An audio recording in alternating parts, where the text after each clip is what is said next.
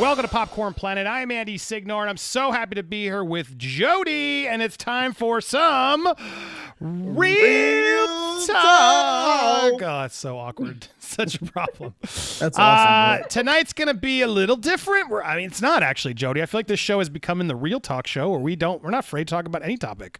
We're hitting it all. And today I saw something trend and it made me want to talk about it, which was hashtag MeToo. Notice it's like coming back, rearing its head. And I thought, you know what? I actually made a video about this topic, so I may do a little bit of a rant, pardon my guess. I may do a bit of a rant at the top of this to sort of express my frustrations. But I thought, you know what? The video didn't get through YouTube censors, so we'll try again here live with you guys. And even better, because we'll do it with an awesome panel. Jody is here. What's up, my man, Jody? So good to see you.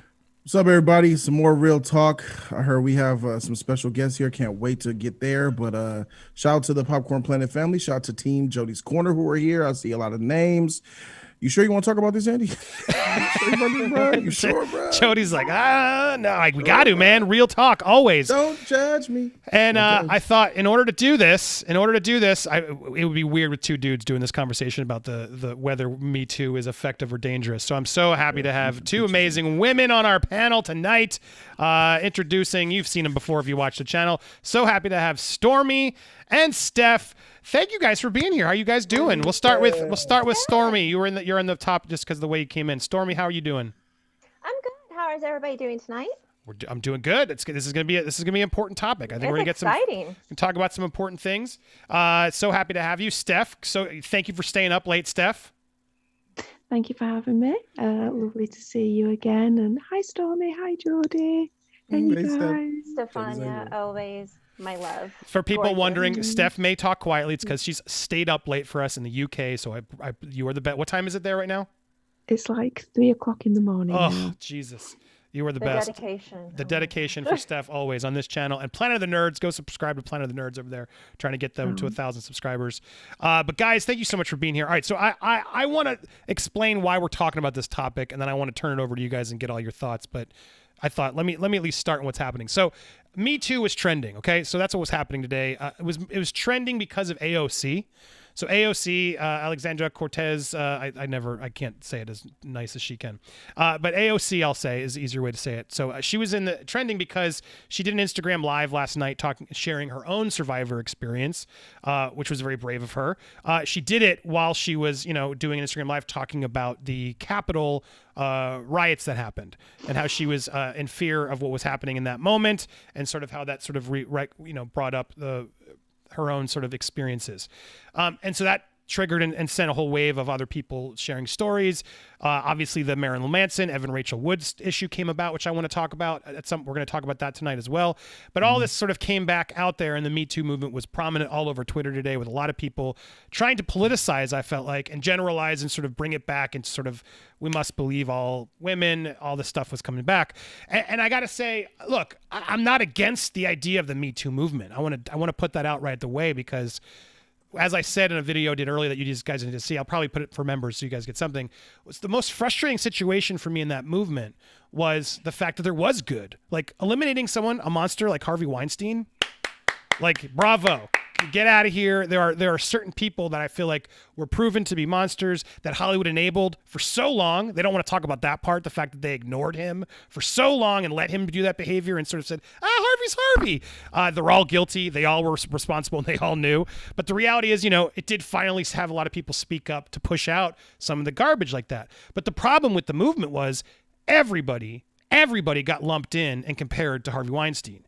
Anybody who did anything throughout the movement was put up next to that monster. And no matter what you did, there were no levels of inappropriateness, or there was no levels of, was this person actually lying, or what did they actually do? It didn't matter. It became it did become a witch hunt at a certain point of which men have flirted oddly, which men have, made someone feel uncomfortable. And that's such a broad definition of, does that mean they should be canceled and destroyed and everything or should they apologize to that woman and learn from it? There were so many lessons that I think we didn't get to learn because so much generalizing happened, so much politicizing it, so much mob mentality happened of that hashtag movement that I think it really was a problem. And so when I was out there today, yesterday or today rather this morning, looking at the movement, I just saw stuff like this.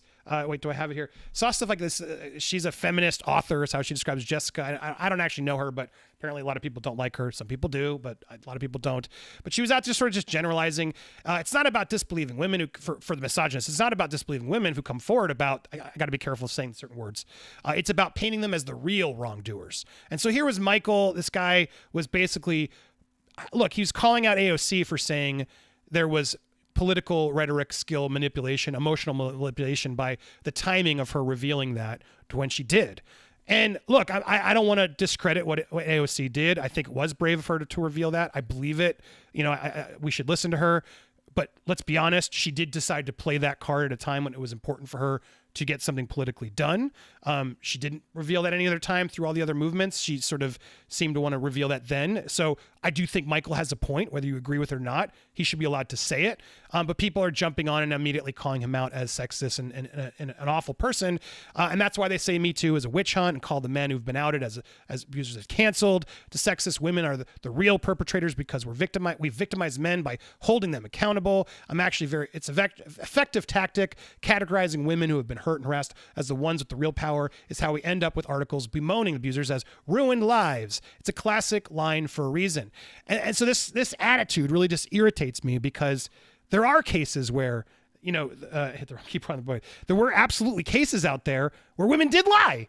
And that's what's so frustrating about this. Women are very capable of lying just like men are. And as we sort of watched all this happen, I mean, I have a couple here to talk about, but first off, Amber Heard, Johnny Depp, justice for Johnny Depp is a big thing. I want to talk about that tonight too as well. But Johnny is a man, so therefore it seems like we shouldn't take his account the same way we take Amber's account, which I think is very hypocritical. There's only evidence of one person admitting to doing something that we're all talking about here, and it's Amber was caught admitting it. That's why I'm so passionate about that story. If I didn't hear the tapes, if I didn't see the evidence, I probably would have stood out because I would have been like, you know what? This looks like a toxic relationship, and they both were stuck in something that they should have gotten out of. But the reality was, no, one was caught on tape actually admitting to it. So that's the problem. And we a lot of people are sort of just Team Amber no matter what the evidence is, and that's the problem. And the other one that really stands out there, and then I want to turn to you guys, is this one. Like this one shows the blatant hypocrisy of the liberals and everybody who is canceling people, where they chose not to believe Tara Reid. Now, Jody, I assume, Stormy, Steph, do you all know who Tara Reid is? Yes. Yeah. So Tara Reid is the one who came forward and accused Joe Biden. And so, and here in AOC's own words, where she acknowledges this, it certainly seems as though something has happened. I'm not sure. Frankly, this is a messy moment. I think we need to acknowledge that it's not clear cut. She talks about how there are investigative journalists who have corroborated certain aspects of her account. That is undeniable. But they also have raised questions about other aspects of her account. But here you have AOC who is ignoring it. And then all these people who are believe all women, believe everybody. We got us. Only the misogynists don't support it and yada, yada, yada. I mean, this is ridiculous. If you are going to believe all women, you have to believe Tara Reid as well. That is the facts here. And so I get very frustrated watching these types of people just get on their high horse and decide when to use the hashtag, when to cancel, destroy, demand accountability. Let's call it that. For the women who demand accountability, for the men they deem worthy of it. Whereas Joe Biden, real accusation, credible accusation, lots of footage of him sniffing weird girls that, I'm sorry, always weirded me out. But somehow he gets a pass because it's the greater good. It frustrates me to no end. And so I wanted to talk about that. I wanted to get you guys on. I know Jody's going to have his own hot topics about this. And I'm so grateful to have Steph and Stormy here to give me your insight. My question to the panel, as I get that rant out of me, so thank you for hearing me out. My question to sort of then put to everybody is like, I want to believe women. Like we should. We should believe anybody who comes forward with an accusation. But the problem is, we need evidence. Some do lie, some over exaggerate, right? What are we supposed to do, to make sure that we are being respectful, that we are listening, that we're believing, but that we're also listening and believing to the accused as well, to make sure we understand the full story? Is the Me Too movement actually, am I wrong? Is it actually more dangerous than helpful is the question I think we need to talk about tonight. Who wants to open up? I open up the floor. Jody's like, not me. Put it all If out the ladies there. are here, I would like Let's to, defer to let ladies. them go Stormy ahead or and Steph, try. any of you want to add a thought to this as we get started this conversation? I'm trying to figure out what was your question again, Andy, because you ranted a little bit. Yeah. So I mean, how do we know? How do we believe women? Because I do believe we should. But how do we believe all women when the reality is we can't? Right? Some women do lie. Some over exaggerate. Some men are being honest. What are we supposed to do to make sure we're being fair out there and using this? And follow-up question is, because of that problem, is something like #MeToo more dangerous than it is effective? Is really what I guess the main thought, the topic I want to discuss about tonight. Wow. Okay. Here's the thing. Okay, Go ahead. No, go, All right, I'll Jody. go first. This is You can bounce off real, me. guys, Go ahead. real All right. talk. I'll throw it out there. Look, so I got a lot. So listen, I feel like I'm thinking about when slavery was legal and everybody was having slaves like it was the thing to do. Hey, Bill. Hey, Tom. Hey, how many times did your slave run away last week? Twice. I had to have my dogs chew his leg up. Now he can't work in the field no more. That was normal part of life. Then there was this time where Black people were taken seriously. They were given freedom. They were actually given freedom by law. But there was still 100 years of after Black people were free Americans that they were still being beaten, touched, lynched, mistreated, and they didn't really have rights. There was a nice 100-year span between outright evil slavery and actual Black men being free in this country that has rights and are actually listened to. The same cycle is happening for women. Women forever have not been treated as equals. Women forever have been treated as property. Women forever have been sexualized. And now we're at a period. This is the exchange period between the old and the future of what's coming. All that's happening. These politicians, these athletes, these actors, these directors, these celebrities, they all became actors and politicians and celebrities to be famous so they could get women. And they did abuse women. Oh, shoot, I said it. They did whoopee women.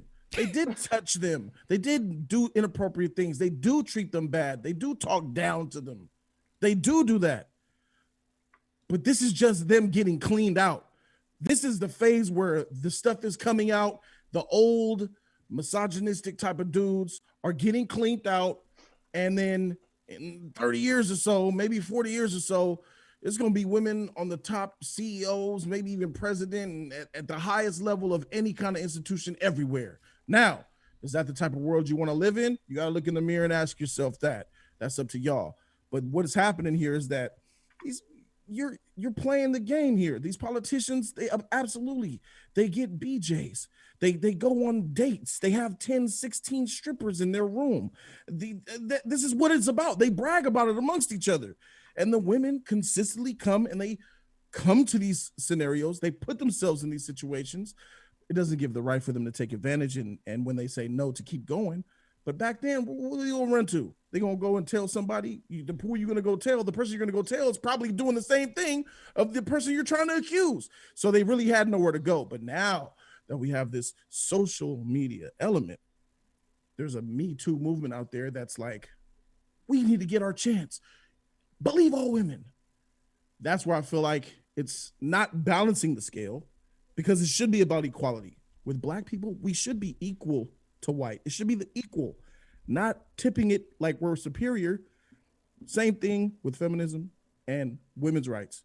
Women, men should be treated equally. But the Me Too movement, by saying things like believe all women no matter what, that's not equality. That's domination. That's inequality.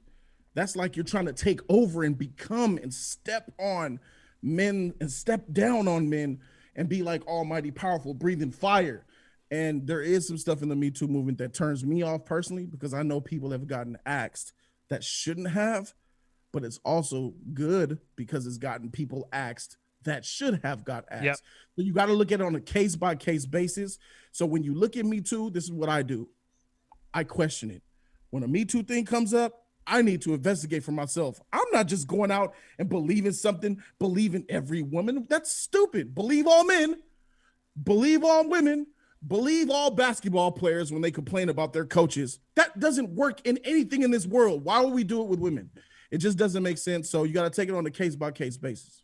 Yeah, just to echo on what you said, and I want to go to Stormy, Jeff, whoever's available wants to talk first. But the other thing I saw happen in the movement is they even said it. They were like, yeah, there's a lot of collateral damage, but it doesn't matter. It's worth it. We need to tip the scale the other way. That was absolutely, That's I think, whack. for a lot of people, that's what it was. It wasn't about equality. It was about, we've been wronged. It's time to tip the scales in our favor for a little while.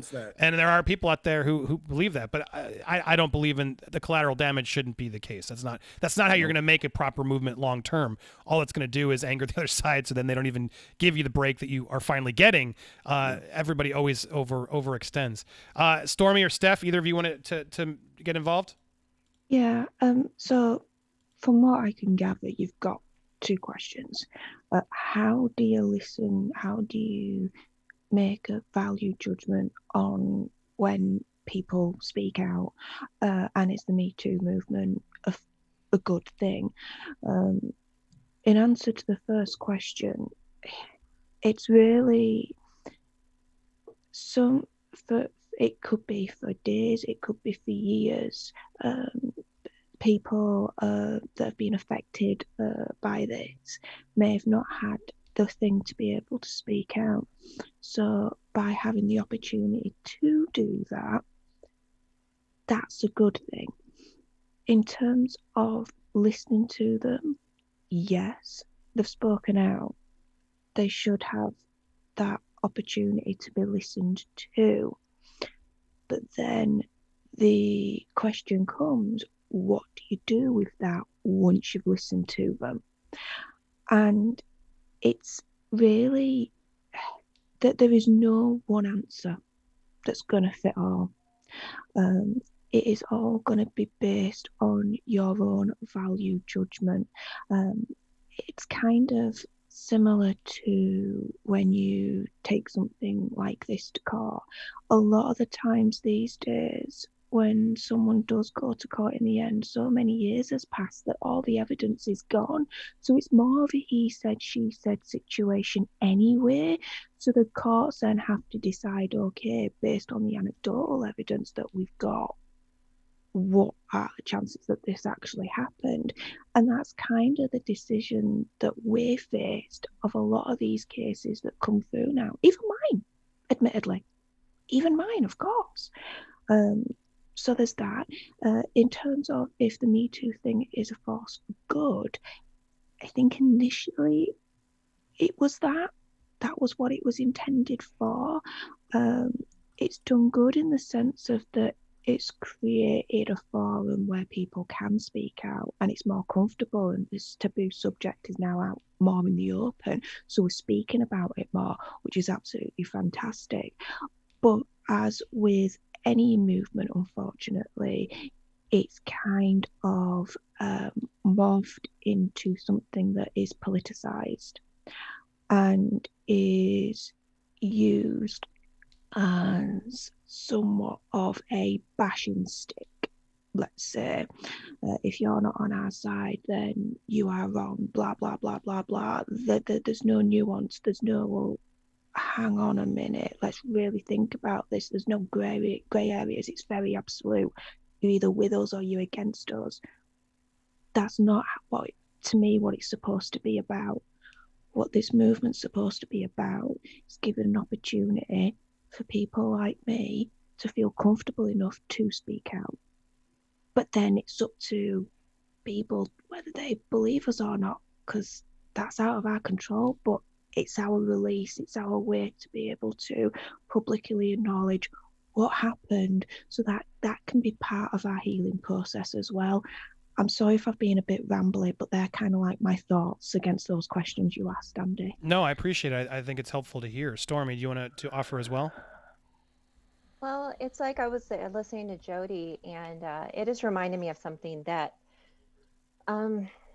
there's prisons full of people that have been wrongly accused just because of somebody saying that something happened without the proof of happening. I think that this Me Too movement started off wonderful and had a great message behind it. But what happened afterwards was that people started, the AHs of the world and everything else started seeing their careers fall down, that they were like, oh, wait a minute, I remember, see this and that happen. And it's just, I have, I think that with it comes to it with the Me Too and with anything, it has evolved into a safe place for people to talk like a sexual, like any kind of survivor. As far as myself and what happened with me and what has happened with Stefania, to where it does give us a space, a safe space, but you have to also understand that when you have that safe space and you are talking, it's good to have that open dialogue with somebody. Ask questions, always ask questions, listen to them first, and then form your own opinion afterwards. Don't go to them right away and start saying, well, I don't believe you, this and that, blah, blah, blah, show me proof. Have the dialogue and have that conversation. But of course, you need to find out if it was true or not. Because, like I said, there's prisons full of people that did things that did not happen. It's like, when Jody was talking about, black men and how they've been accused of stuff, and I was listening to a lot of those things. It's true, though, because back in, like, I think they even talked about a case that was back in, like, the 50s where this black man just basically whistled allegedly at a white woman. He was beaten and Emmett hanged. Till. Yeah, and then the I think the actual person or the counselor or whatever in that city was trying to say like nothing happened. There's no proof. So they were trying to get this woman who's still alive to basically say, "Hey, do you want to recant your story because his family wants to clear his name?" She still wouldn't. So what I'm saying is they kind of like they picked and choose back then in the day. They chose women as property. But then when it fit their narrative of not liking certain people or politicizing, then they were like, oh yeah, we believe her, let's do this. But yet you didn't ask the facts like you did this woman, A, B, C, and D. You just believe this one because it fit your legislative thing that you wanted to do at that point in time. And so I think that when it comes to Me Too movement, you have to hold everybody accountable. You can't just say, no, I don't believe like, Tara Reid, but I believe XYZ. No, no, no, no. You got to listen to everybody. If you want this to be a fair and have this be a respectable movement, then listen to all parties. And that means both parties. Even if you like their movies or you like their legislation, you got to hold those people accountable for what they have done. And if they haven't done that, then just shush your mouth. If you're just saying it just to get a contract out of, Hollywood, don't do that. It ruins lives. It really does. And those are lives and names that cannot get back. And I've had that happen, with my own brother that was wrongly accused or something that he did not do. And so that's what I'm saying. I'm like, that's why I went like tonight, Andy, like when you asked me to come on, I was like, I will emotionally, I was like, okay, but I was like, no, this is a really important topic that I need to come on because it's something that needs to be talked about. And I was like, I would, just like with Stefania, I'm like, we both have stories because we're both survivors in that way. And so it's just like one of those things where it's like, I look at this Me Too movement and it upsets me because a lot of people I know, are lying, and I know some people that aren't. It's like the AOC. I believe her because when I saw the IAG live video, I saw her face, and that's the same face I gave to when it triggered. A sound, a voice, a smell. It just triggers you and it takes you back. And during her live video, I'm not sure if Stefania. I know Stefania's going to understand what I say, but when you get that trigger, you automatically get in the zone because you replay that image in your mind of what happened. And that's what happened to her. She automatically zoned out to where I was just like, no, this really did happen to this woman. And I can understand where she's talking about being triggered by being pounding and being in a closed confined place and then didn't know what to do. Because when those things happen, they happen out of nowhere. I've had it happen at a grocery store before. I've had it happen where I got a smell of something and I just froze. And the checkout person was like, are you okay, ma'am? And blah, blah, blah. And I couldn't explain to her what happened. So I'm just saying that we should believe, but we should also ask questions, have an open dialogue, have an open mind. And if you really want to talk to survivors or talk to people about this topic, don't be judgmental, listen to all sides, and then form your own opinion at that point in time. So that's it. Well, I want to thank you both for sharing, because it's really, it helps a ton for us to be able to have these conversations and for you guys to be open up about it. So thank you really for doing that. Going back to AOC, because I didn't want to seem like I was trying, because I heard it too, and it did seem, Yeah. I believed it as well. But do you think I'm being harsh and sort of acknowledging that she did do it for a political purpose as well? Is there a way to use that sort of I mean, it's her experience, it's her story. If she wants to convey it in that way and play that card when she does, more power to her, I suppose. It's her choice, right? It's her decision. But there absolutely was a political motivation behind it too, no? We can't ignore the fact that she isn't a politician. Yeah. She is. So there is a political bias behind AOC because of simply who she is. But the fact of the matter is, we also can't ignore the fact that that MeToo movement has now been weaponized by people like AOC, and I'm not lumping her in the same category, but also by people that are lying as well about being like me and Stormy, the actual real kind of people that have been affected by this. What they don't seem to understand or grasp is, and this is what makes me angry to my core about all of this, is that those that lie about it, it makes it harder for real ones like us to actually get our day in court and be able to actually get our own justice against the monsters that did this to us. Because in court, we're automatically doubted. I mean, I don't know what it's like in the US, but less than 5% of cases in the UK actually result in a prosecution, actually result in a guilty verdict over here, because it's so murky now. The only good that the Me Too movement has done is that it's opened up this dialogue and it's made it less taboo. But in the process, there is always a yin and a yang. Sorry to kind of quote your Wednesday kind of program there, but there is.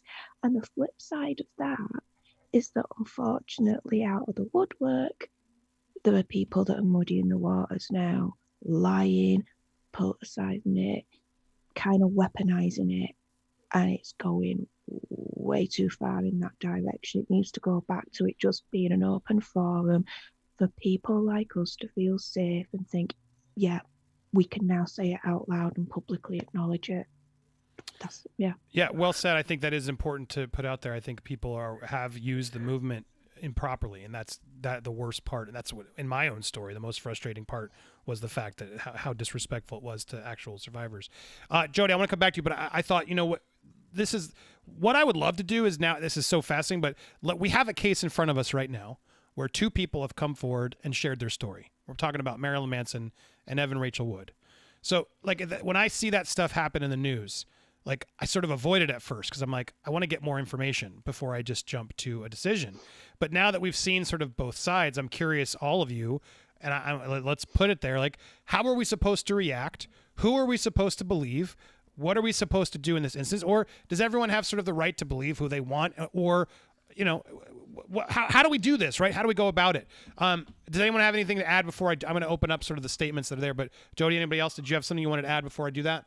Yeah, to the AOC, I didn't know what that was, so I had to look it up. I thought that was a company, but I found out it was it's the politician. It's the Hispanic from New York. She's in New York. Correct. She's very popular. Yeah, very popular because she's beautiful. I understand. This is exactly why I believe her. You're right. She's a politician. Anything a politician says, I'm doubting twice. I'm triple checking.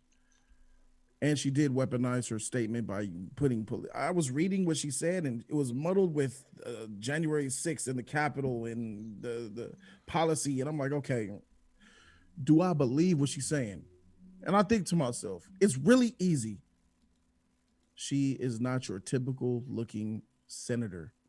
She's not. You see someone like her, Capitol Hill, and did I believe the story where she heard people say, you know, where is she at? Where's she at? And all these old wrinkled up politicians who sitting around these all wrinkled up old women, you know what I mean? And then here comes this beautiful looking woman, young. And do I think that the men was like trying to get a whiff of her, shaking her hand too long and talking about her, whispering behind her back? Yes, I do.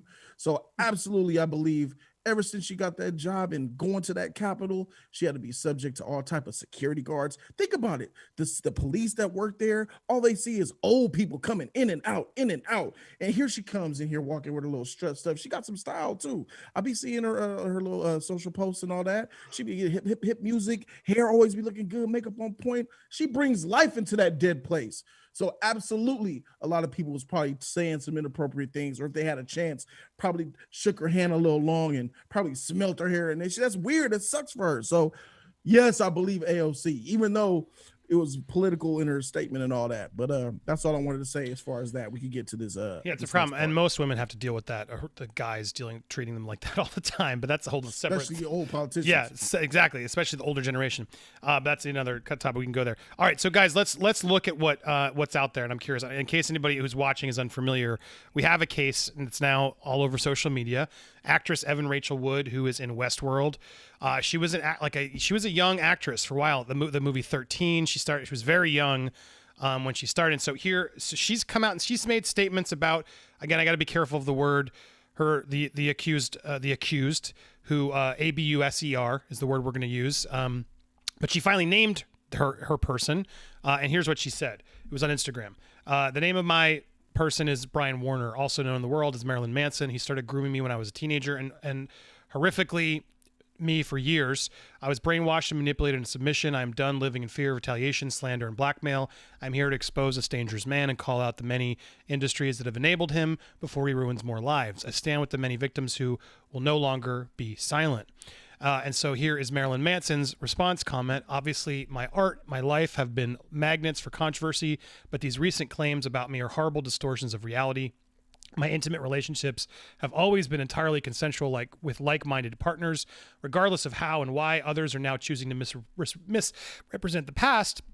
That is the truth. So we have two completely different accounts. And the problem is I could believe them both, right? Is the reality. Tough. It's like I can totally Doctor Strange myself, and just based off of what we just heard, based off of the people, the actors, the personas we know, there's two sides to this, right? So let me play both sides out. The first side is, yeah, Marilyn Manson seems like a crazy person. Totally into the weird stuff. I imagine does weirdest stuff. Absolutely probably a celebrity who needs new things to excite him or to challenge him, picks young actresses, takes advantage. I could totally see all that as a potential opportunity, that someone who looked up to him sort of fell into that train and sort of didn't realize what it was. She was young. She was 18. Totally could be taken advantage of. I absolutely can see that whole narrative and believe Evan Rachel Wood. And then I can look back and think, all right, well, she absolutely knew who Marilyn Manson was, even at age 18. She was clearly choosing to be with someone who made very weird public and I imagine private choices in his life.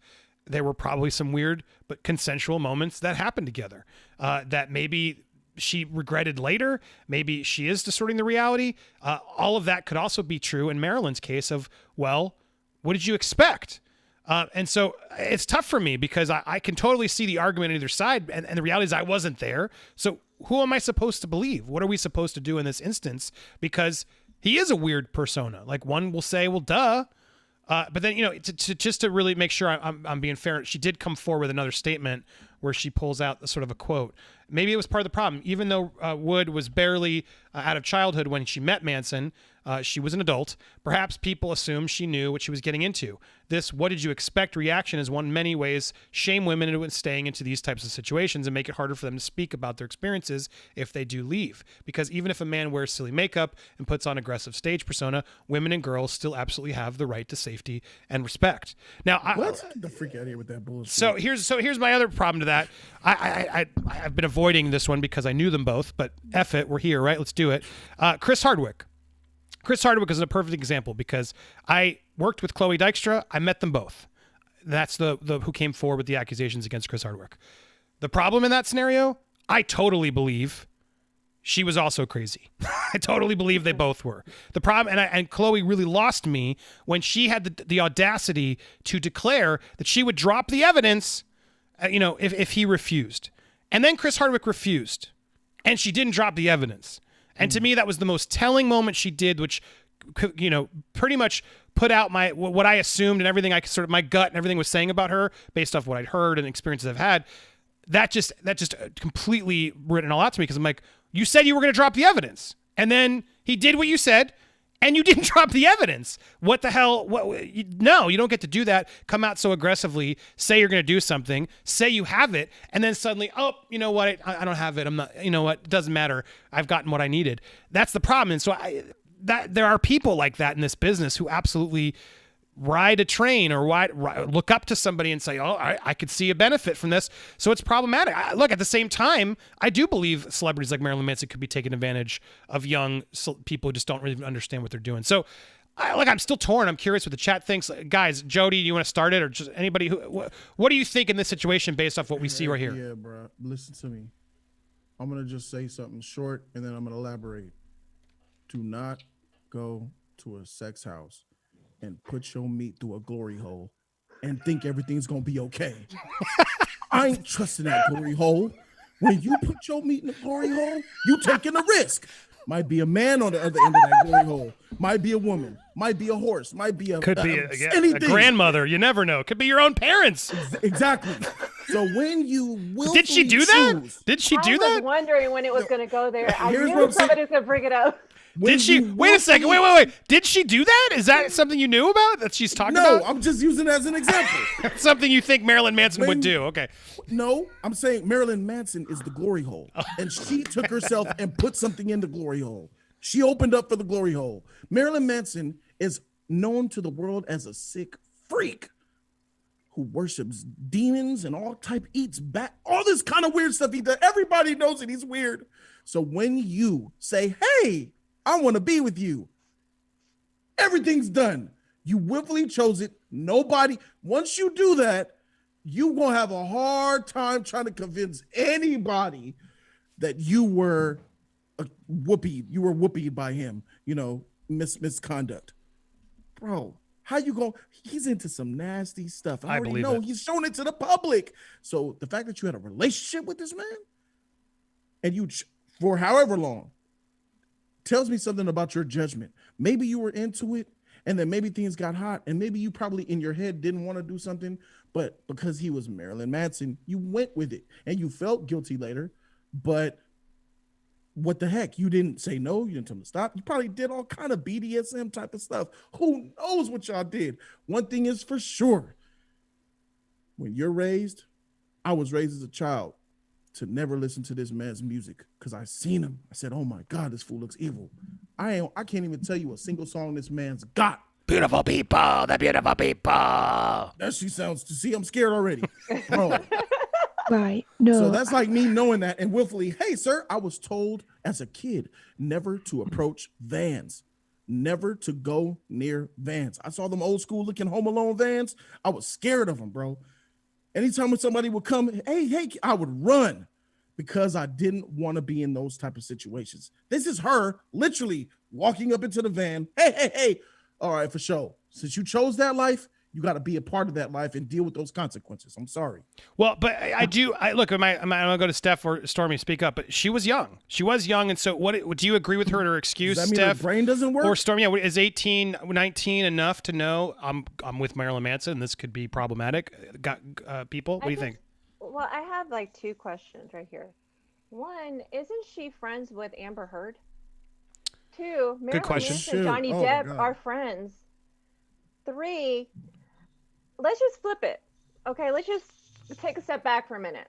Let's talk about it being a woman that's 50 or something, or 40 whenever they got together, and dating an 18, 19-year-old man. At that point, would people, bat an eye, or would people be giving the young man a high five because he knew what he was doing? Let's just if you can honestly look at the situation and flip it, does your opinion change at that point? That's my question.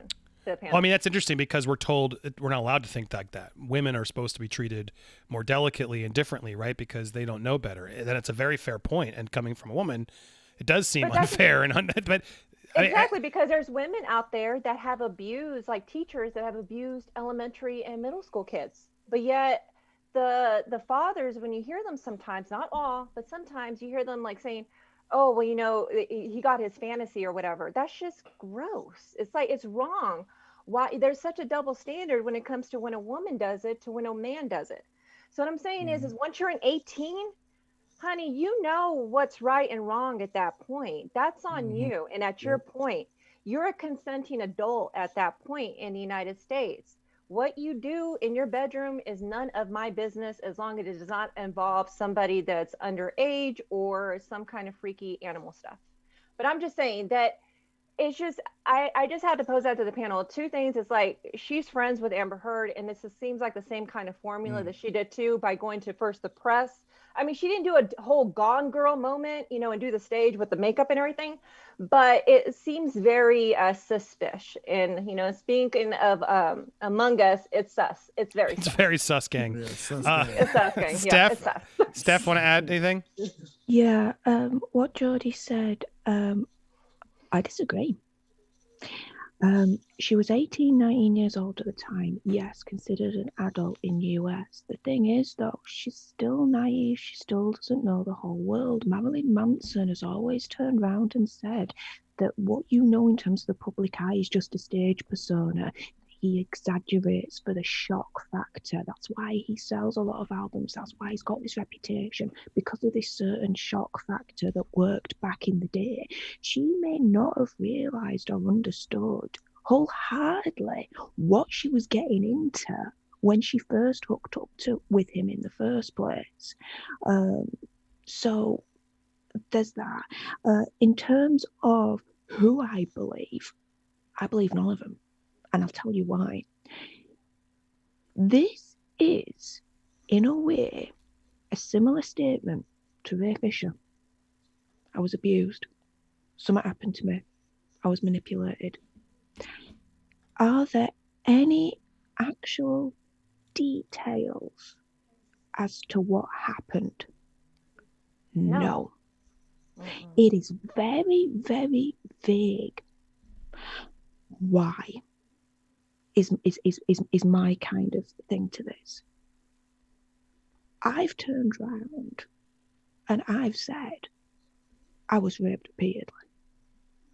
I give details. I say what's happened to me. She hasn't.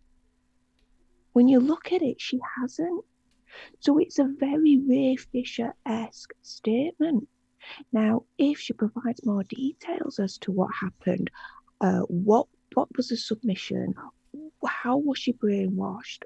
How was she manipulated? How was she groomed? How was she ABUSED'd kind of thing? All right. But this is just a nebulous statement at the moment. No, I'm not saying I don't believe her, but then in the same breath, I'm also saying that I'm reserving my right to believe her. At the moment, I'm still in the middle. I'm still like, I have no judgment because there's nothing to judge on. Does that make sense? Yeah, and you do. Look, I hear all of you. I think it's great to have this conversation because, look, some people do think she's young and she was young enough. And it's interesting you say that because it's true. Brian Warner, the guy behind Marilyn Manson, allegedly is normal. Like, and if he met her on those on those pretenses, like, hey, it's not really me. See, I'm smart. I read. I'm not. See, I'm a normal guy. And then she meets him and falls in love with him in that persona. It does change things, doesn't it, Jody? To an extent, like, oh yeah, it's all an act. So it's no. If you go into a lion's cage and get bit, don't blame the lion.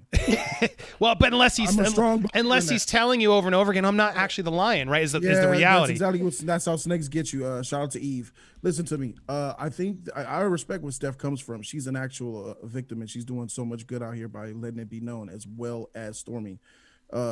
we need to get away from that notion that the age of consent is no longer good enough to be the age of consent, that she was naive at the age of 18 years old and she couldn't make conscious decisions for herself, even though her state says she's not only just legally enough to make consent age, but she's legal enough to drive a car into and do all these other things. And some states are younger, Jody. Her life. Yeah, and some states are younger. Georgia, in the state of Georgia, you could be 16 years old is the age of consent. In the state of Washington, it's 16 years old.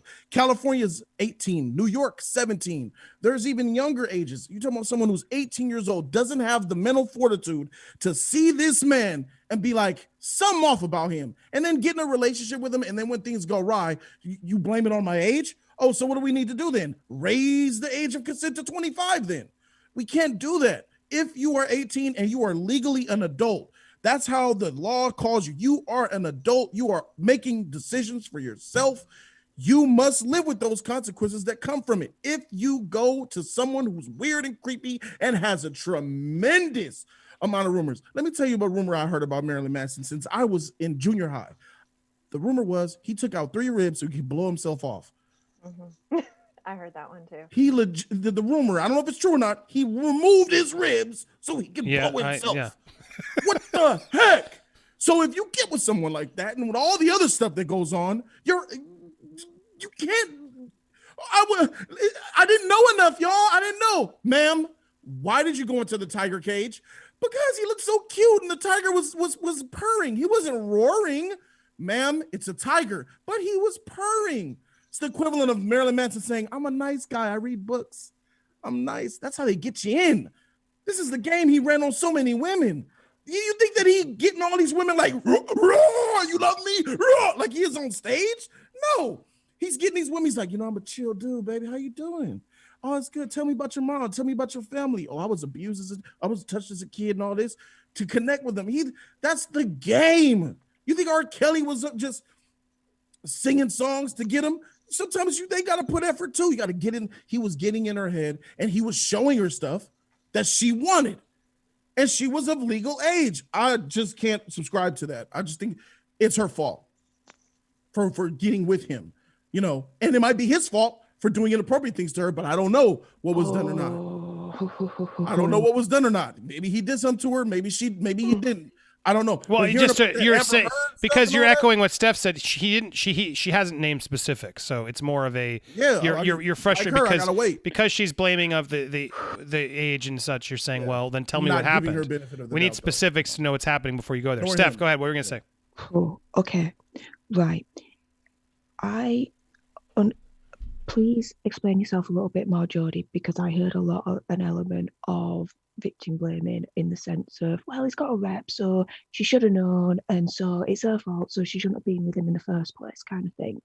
That's kind of what I got from you. The thing is, when she was 18, it was in an era where the internet wasn't as great. It wasn't easy accessing information. Let's put it that way. Rumors were just rumors. But also as well, at that age, when I say, okay, she was just 18, 19 at the time, what? She hasn't had a life. She's just died. She's just come out with pigtails, pretty much finished high school or whatever, and she's starting life. She doesn't really understand the let's say the I think that you're probably and the grinds. Victim blaming, Stefania, is when there is an actual victim proven. If she comes out with proof and I know that she was done wrong, I wouldn't say this, well, you shouldn't have got with him. I would be saying, lock up Marilyn Manson. We're at the point where there's no proof. So there is no confirmed victim here. We don't know if it's him or her. So once she's proven to be a victim, I'm on her side, of course. So no, we don't need to, let's not confuse victim blaming with we don't have any evidence. That's actually a good point. Do you accept that? Because I hear where you're coming from, Steph, but it's fair because until we know for sure, he should be allowed to ask those questions. Yeah, that's why I said what I'm sorry, I didn't mean for it to come off like that. is victim blaming. But then I said, please, Jodie, explain yourself. Yeah. That's why conversation is so important, everybody. Exactly. So you did, and I accept that. Fair play. Cool. Yeah, but so in this instance, though, it sounds like, look, people are allowed to believe what they want, but I agree. In what you said, especially Steph, like, she is very vague. And that's the problem of, like, I have of, like, look, I don't want to, we shouldn't be in a place where we're like, no, you must give us every detail the way, but the reality is, if you're going to come public and you're going to call it out, and then your intention is to do it publicly to destroy said individual, well, then, yeah, you got to put it all out there, in my opinion. Otherwise, you can keep that private. That is your choice as well. Or you can go to a court or police. You could do it that way if you prefer. But if you were going to make it public, if you were going to make it a public battle where you're going toe-to-toe, you're rallying your fans, you're canceling and saying the truth, whatever it is, you must drop facts. Evidence, specifics, receipts, everything, because we've all known now, like, this is how it works. Not everyone's going to believe you. And the more you come out vague, the more you do this, the more you hurt actual people like Steph, Stormy, who have real issues that they need to go solve because you're trying to get likes on Instagram is what the reality is. Because let's be honest, and I don't know if Evan Rachel was doing that, but you got to give me more before I'm going to, Somebody's bow making down, accusations in the chat. I think it'd be nice if we actually had Stormy and Stefania's opinion on this comment here. Someone said, Jodie, you just said Marilyn Manson is a known predator. I did not say predator. Nope. She says Nope, didn't say that. Should have known me. She said, you said that she should have known better, but you won't believe her because there's no proof. Yes. Receipts, honey. Yeah. It's That's like the court of law. you? It's a court of law. They're going to ask you for receipts, boo. Okay, you can't just go out there in the magazine and go ahead and say XYZ happened and this is what happened. You should be fact. Sweetheart, you need to go ahead and show me receipts, because an ordinary person like me, when I go to the police station, I got to show my receipts if I'm going to go ahead and say of what happened to me. Okay, yeah. So my problem with Miss Rachel over there is because Rachel Wood, I remember her back in the day whenever she did date Marilyn Manson. Now I have to take myself out of an 18-year-old me, because an 18-year-old me was not an 18-year-old Evan Rachel Wood. I wasn't. So we have to both not put ourselves like, oh, I was impressionable. No. Not everybody has the same background. I grew up in a low-income area, which was considered the projects of Dallas. I was like, so my thinking is different from everybody else. I knew if there was a band coming in the projects with some candy, I'm not going in there. No. There's nobody giving away free stuff in the projects at all without some strings attached. That is a different story. So you can't really state, oh, well, she was 18 and she was impressionable, blah, blah, blah. No, honey, because then you got to also look at the 18-year-old boys out there that are being, stating that they have been, abused or, things have happened. And then saying, oh, well, he's a boy. He should know better. He's a boy, this and that, oh, well, no, you got to take yourself out of that equation and stop having an emotional attachment when it comes to it and thinking of only you. Because you got to look at it from an objective point of view and just say, you know what, a non-objective point of view, and just saying, hey, you know what, let me look at the facts. Let me take a step back, because not every 18-year-old is the same. Yeah. And we got to think that way.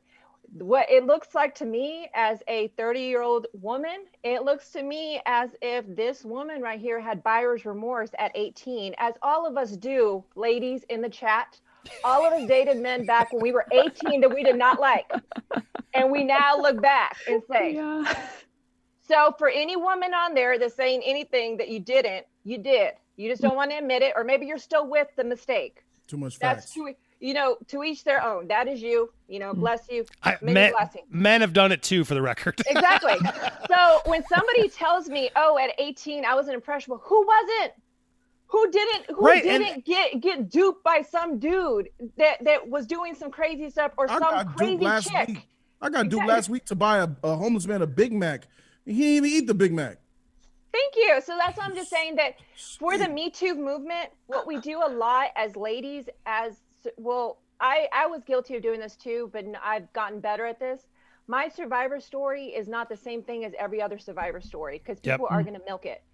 My being 18 is not the same as being 18 on somebody that lives in a rich neighborhood in Dallas, that they don't need receipts on theirs. They just need more money, buys the court to where they'll go ahead and prosecute the person. But with me, low income area, I need receipts. I need proof. I need backup. So that's what I'm saying. That's what I'm saying. Yeah. You are the hot take here, because you said that you alluded that you were a victim yourself, and I feel like this story that we've been listening to between Marilyn Manson and the accuser, you are so ensconced in that. Your situations are so similar, and I In what feel way? like you could really shed light, like a real light, on this actual topic of how difficult it is to even prove something like that. Mm-hmm. Do you know Yes. what I've had to do? Tell you what I've had to do. I can't name who it is for legal reasons, and for safety reasons as well. But after many, many years, I've gone to the police. I don't know what it's like in US law, but in UK law, what I've had to do is I've gone to them, I told them what happened, I provided the evidence of what happened. The only evidence that I can provide is my medical history, my hypnotherapy, psychotherapy, all of that from when I was younger, all medication, everything. And where it's had to be left at for me is that if anyone else comes along and makes an accusation about the same monster, that's when we're ready to roll.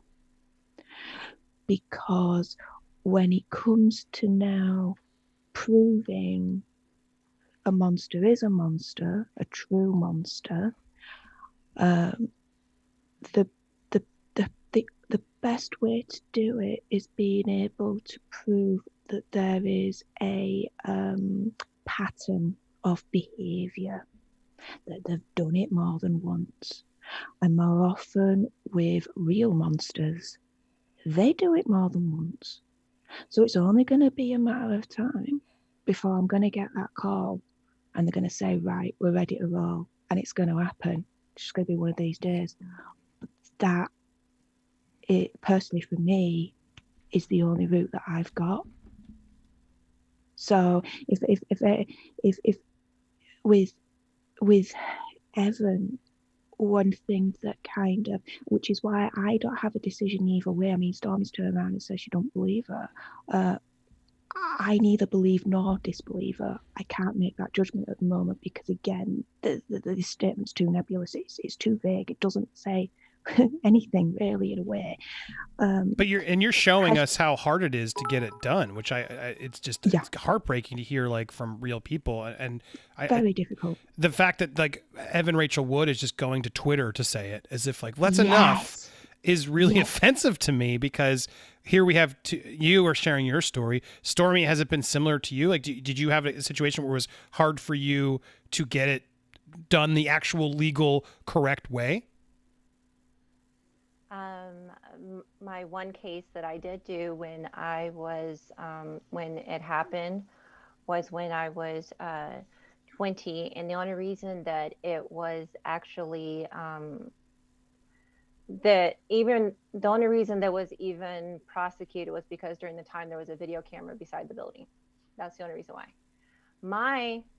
With the Evan Rachel Wood, the reason why it's kind of one of those things that where it's not that I don't believe her. It's like, boo, I need receipts. I'm not going to believe your little statement right there. And you're very sus in what you're saying.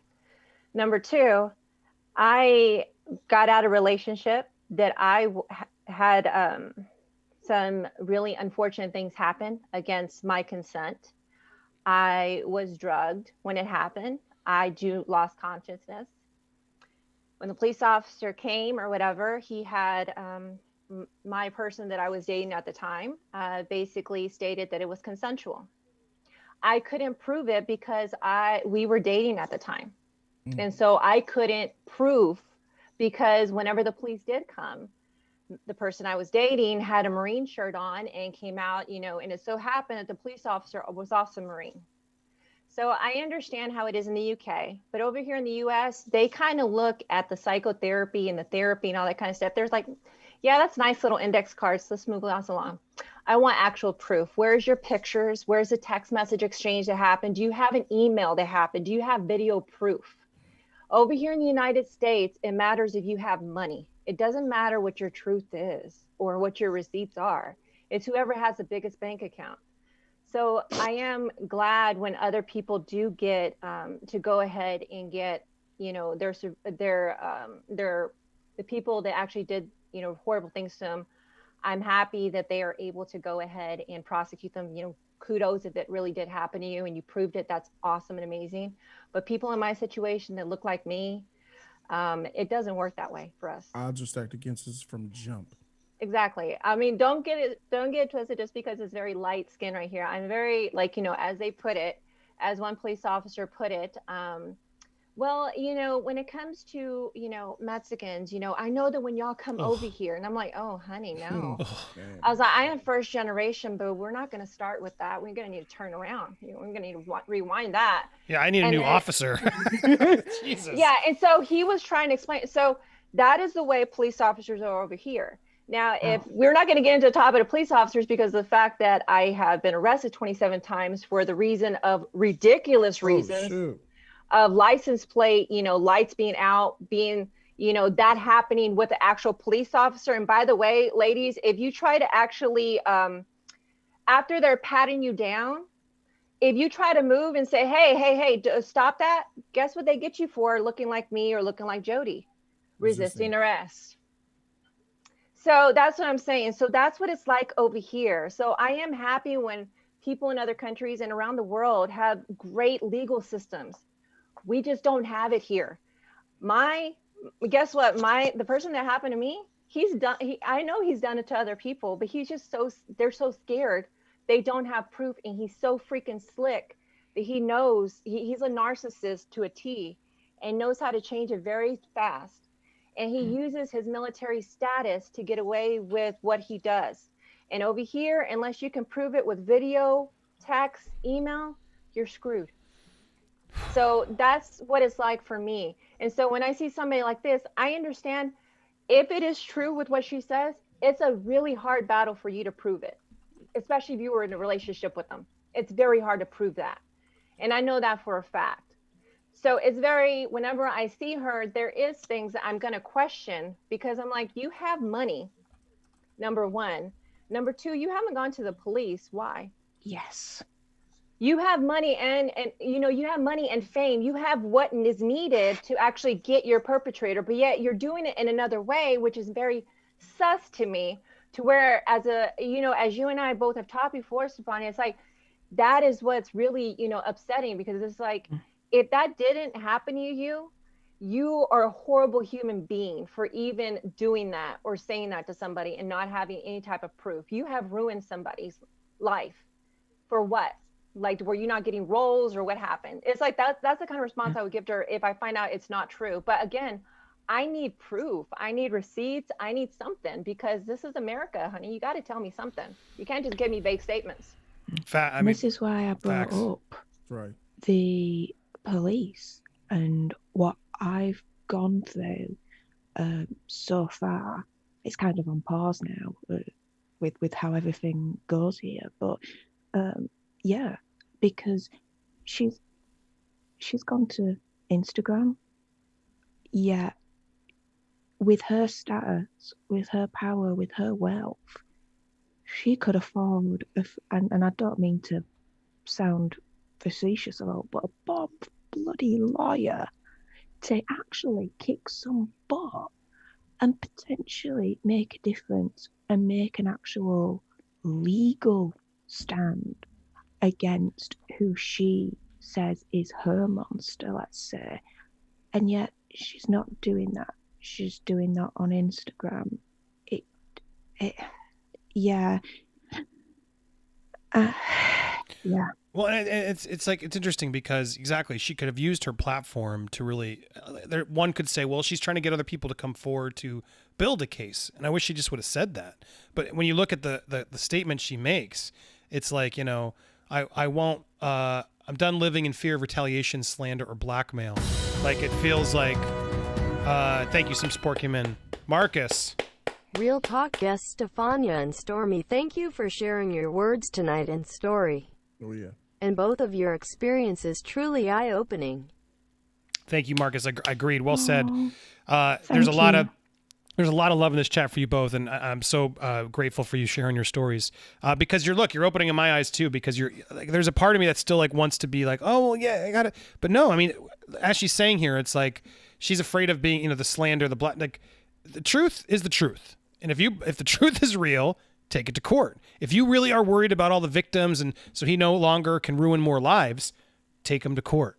Why aren't you taking him to court?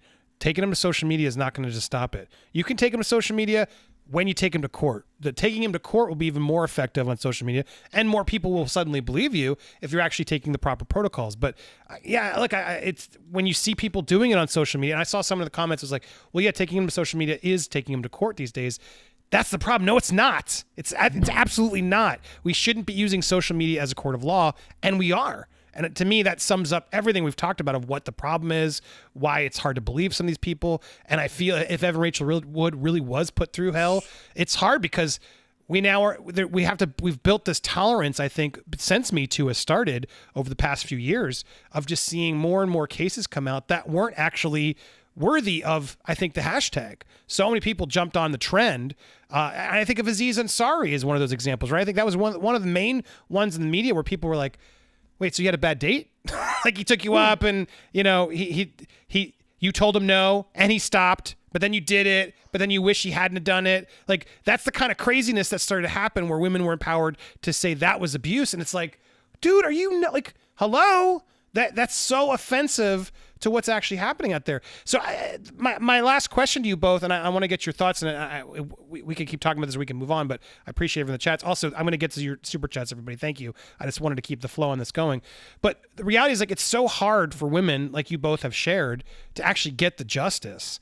Like, what can we do? What should people do to ensure they get justice? And I saw someone in the chat, is it correct? And if something happens to you, don't feel ashamed. Go to the police. Go immediately after something happens to really put a report out immediately is really the best thing you can do right out the gate, correct? Yes. I was going to ask you, did she go to the police at all? Do we know? No, it doesn't seem like she did. Okay. Well, this is real talk. So I think people who go straight to social media to put out accounts of their own issues with sexual assault or whatever, I think they're doing it to hurt that person, to ruin their clout, to ruin their celebrity, to gain followers, to gain recognition, to hurt and damage that person's personal life, not so much as to get justice.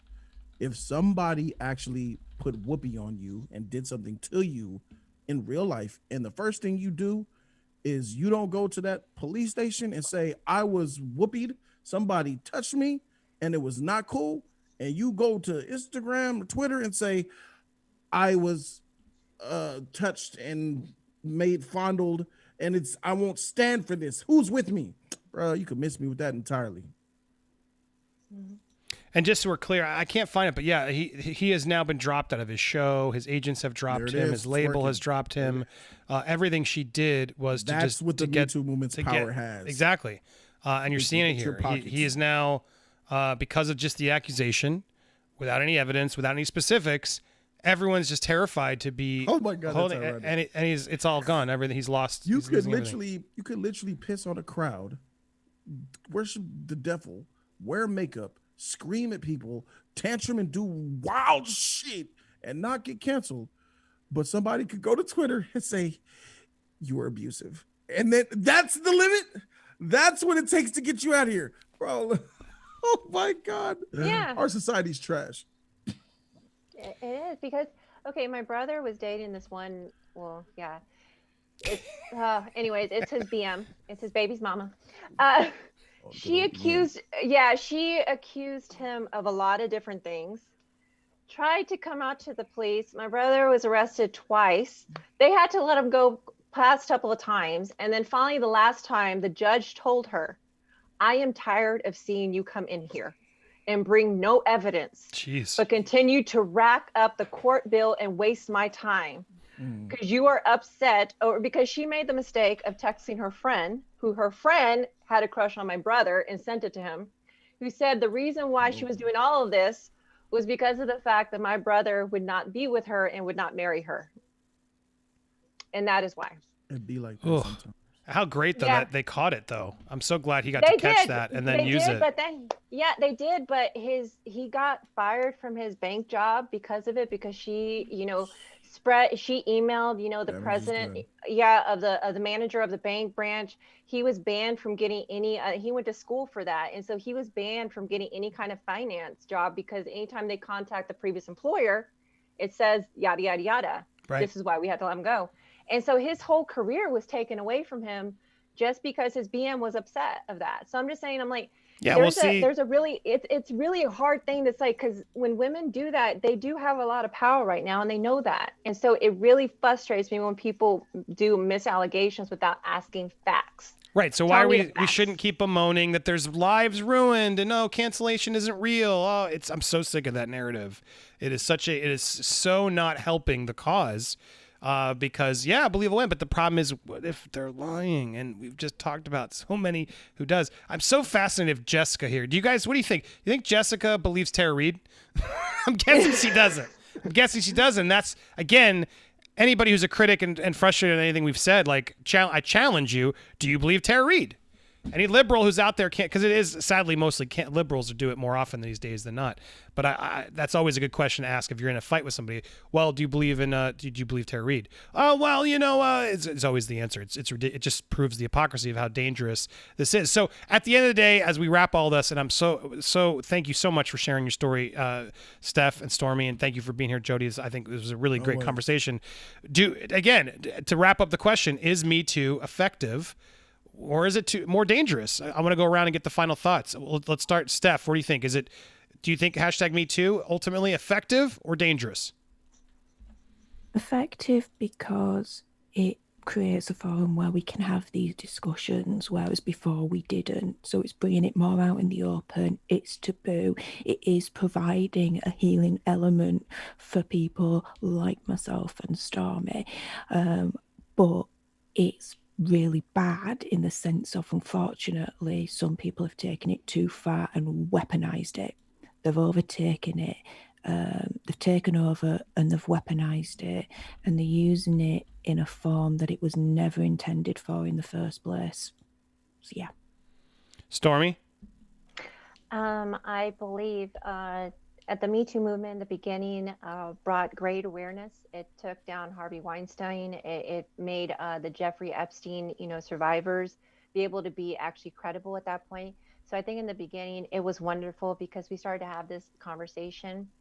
However, I believe now it has been weaponized via political Hollywood. It's whoever has the dollar, basically, that's, who runs it. And so it's unfortunate that happens. And so I believe now it has been weaponized. I'm happy that we're able to have these conversations and have dialogue and talk and understand each other. But at the same point in time, please ask for facts. Don't just believe a woman because she says, it's true. That is not what feminism is. That's not, you don't just give a woman a job just because she's a woman. If she's qualified, then give her the job, yes. But it just means that we want to be on equal playing field. That is all. But do not just believe a woman outright. Ask for facts, ask for everything. And most most people that have things that have happened to them that have been touched in inappropriate ways or whatever, can tell you specific details, even from years that it's passed, and the story never changes because it's very much engraved in our minds. So please have those open dialogues with people and do talk and ask questions. Well said, both of you. Jody, thoughts you want to add as we wrap up this topic? I'm making a healthy salad so I can help lose weight. I put my tomatoes, my onions, my cucumbers, my romaine. Good for you, man. Yeah. Nice grilled chicken. You know what I'm saying? Yeah. Big bowl. It's going to fill me up and it's going to help me, save me from getting 2,000 calorie roast beef dinner. I'm going to substitute that with a salad. In comes my friend and pisses in my salad just a little bit. And he says, go ahead, finish the salad. It's still good. No, you pissed in my salad. I'm going to take that salad. I'm going to throw it right in the trash. Gonna have that roast beef dinner. Me Too movement was good, but there's blemishes in it. There's radical people within it. Take it all and throw it in the dumpster. It's dangerous. Yeah, and to echo sort of thoughts I see out there in chat, yeah, I think it's you've all said it well. There, as I said at the beginning, it meant well, and some good absolutely came out of it. Harvey Weinstein, I guess Bill Cosby you could put into that too, right? There were people that it was a little different. I guess it was a little earlier. That's a little bit. Yeah, That's a little bit. but still, there were some good there was good out of it is reality. But I think that yes, the problem is everybody sort of lumped everybody into the same category, and that's where things really lost it. And then you had people like Aziz Ansari get accused of being aggressive on a date when he stopped. It was clear in her own story that he stopped when she said no, but then she was disappointed that he still wanted it. It's like, what did you go up to his room for? What did you expect? Stuff like that started really, I think, negate the movement and prove sort of how ridiculous it was getting, and that does a disservice to real victims. And I think for me, the biggest takeaway here is I do just get frustrated because Evan here has the fame, has the power, clearly is in a better place. It just seems. I've seen her in interviews. I've seen her working. Like she's able to she's doing great work. She's in Frozen 2 and Westworld, succeeding. I'm sure if this was true, it's terrible. But Evan, Rachel Wood, you got to come forward with facts because you just coming out on social media, that's dangerous. It's not effective. It's not helpful because it's going to cause a whole conversation of, well, should we believe you? Come forward with evidence. Come forward with facts. Go to the court. If this really is a man who needs to be stopped, that's what you need to do. So it is going to give me pause, and I'm glad we had this conversation because it's made me feel a little bit more there. I do think it's possible Marilyn Manson could have done some inappropriate things, but the reality is, look, once you're in a relationship, especially a toxic one, things get so complicated, right? It's like then there really are two sides to a story that I think we have to be careful, like divorces, custody battles. I never get involved when that stuff happens because it's too emotional, too personal. Doesn't mean something wrong didn't happen, but it's hard to really get the true story from either side of the story. Most likely it's somewhere in the middle. And so the reality is, yeah, there was probably some effed up stuff in this relationship, I'm guessing, and I think there's probably some buyer's remorse. Maybe there were some days he crossed the line. At the end of the day, does that mean he should be canceled forever? What happened? It is Ray Fishery. What happened is really what we need to know before someone loses everything, which is what he just did. Because now they're calling. I guess they're treating him like R. Kelly. It's immediately it's all done. We can't remove the music from Spotify, etc. We need specifics. I think people got specifics with R. Kelly, right? There was a lot more. At least came out. And people shared stories with him, and so therefore people felt more confident, saying, "Yeah, let's remove. I don't want to listen to his music. I'm remove." Although some of those songs, it's so hard to not listen to those songs. But you get what I'm saying. You have the choice to make that because the evidence came forward, the accusations were there. When they're not, it's so much more difficult. So look, I hope she comes forward with more if it's true. I hope she goes to the police because that would definitely help the cause. Until then, I think, as everyone said here, ask for evidence. Always be polite and don't say it to their face if someone comes forward you with a story. Listen, be there for them. But definitely do your homework, I think, is the takeaway from this. Thank you, guys. I want to keep talking. I want to talk about other stuff, and I want to read some chats, but I want to trim this sake for YouTube because it was a really great conversation. Thank you guys so much. Make sure you subscribe Jody's Corner, as always. To get awesome real talk all the time. Stormy, anything you want to plug? No, as usual, guys, just please stretch. Gamers, streamers, please stretch. Your bodies and muscles need it. Please be kind to everybody, and that's it. It's true. Sometimes she'll message me and say, "Hey, did you go outside?" It's such a good reminder. I do. I tell them, "Did you drink water today?" It's so good. Did you actually pick your head outside? Like my girlfriend always is like, "Drink more water, more water." Guys, get up, get outside, drink water. It's such good advice. And Steph, Planet of the Nerds, you can find her on YouTube. Make sure to go subscribe. We're trying to get them to 1,000 subscribers, so go do that if you can. Reaction. So many good videos, and they got some more coming. Steph, anything else you want to plug aside from the channel? Nah, just the Planet of Nerds. I think we're 8 subscribers away to 400, so it'd be nice if a couple Let's of get you them in over the chat. 400. Let's get them over 400. Come on. Yeah, I'm putting it here just so we see it. There it is, the Planet of the Nerds. I'm going to put this in the chat. Everybody, her reactions go are sub amazing. to Steph's channel. Yeah. Go sub. I want to pop up there soon. We're gonna do more stuff with them because they help here so much behind the scenes. So go give them some love. Thank you guys so much. That was such a fun conversation. All right, let's pivot, have some fun. Let's see if we got a little more time. Let's take some of these chats. In the meanwhile, though, if you're watching live, don't go anywhere. We're not done. But for the replay, thank you for watching all this. I hope you got some interesting insight. Leave a comment down below to help the engagement and smash that like button. Thanks, everybody.